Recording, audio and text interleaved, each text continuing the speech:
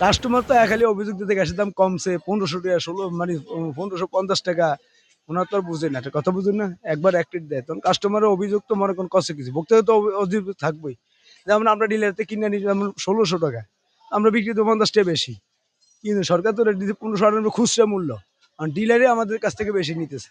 কস আপাতত বিক্রি করতেছি আমরা 1600 টাকা, 1650 টাকা। এখন বলে সরকার বাড়াইছে 1598 টাকা বলছে। এখন ডিলারতে আমরা কিনে আনি বর্তমানে 1600 টাকা, আমাদের 50 টাকা লাভ করতে হবে, 1650 টাকা। এখন যদি মার্কেটে মানে বাড়তি হয় বাড়তি বেচতে হবে, কমলে কমিয়ে বেচবো আর কি। এটা তো সমস্যা নেই, এখনো তো ফুল বাড়তি হয় নাই। কালকে আমরা শুনছি 1598 টাকা সরকার রেট দিছে, অন ডিলারে কত বিক্রি করে, কোম্পানি কত বিক্রি করে সেটা তো আমরা জানতে পারি না। কালকে মাল আনলে বুঝতে পারবো কত টাকা বিক্রি করা যায়। আমরা 1650 1700 টাকা এখন বর্তমানে বিক্রি করা লাগে।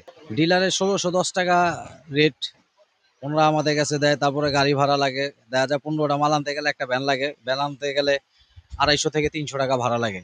এই হিসাবে আমাদের 1625 টাকার মতো গ্যাস কিনাই পড়ে। আর সরকারি রেট দেওয়া হয়েছে 1598 টাকা। এখন আমরা যদি কাস্টমারের কাছে বলি যে 1700 টাকা দেন, তখন তারা অনলাইনে সার্চ দেয়, বাইর করে দেখা যায় 1598 টাকা গ্যাস। তখন আমাদের জন্য ব্যবসা করতে প্রচুর হিমশিমের ব্যাপার স্যাপার। কাস্টমারের অভিযোগ 1598 টাকা সরকারি রেট দেওয়া আছে, তা আমরা রেটের থেকে কেন বেশি রাখি? 1530 টাকা করে বিক্রি করেছেন, খরচা 1600 টাকা, যারা এক পিস নেয় 1600 টাকা 1530 টাকা করে তো আমরা আর দোকানে নিয়ে পচাই দিতেছি, পচানি রেট নিয়ে যাইতেছে না, আমরা এদের দোকানে 1530 টাকা করে পচা দিতেছি।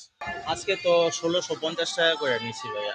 হয়তো ওদের ওই যে পরিবহন কস্টিং আছে, ওরা কর্মচারী খাটায়, এই জন্য হয়তো সরকারি রেট থেকে 50 টাকা 100 টাকা বেশি নিচ্ছে আর কি।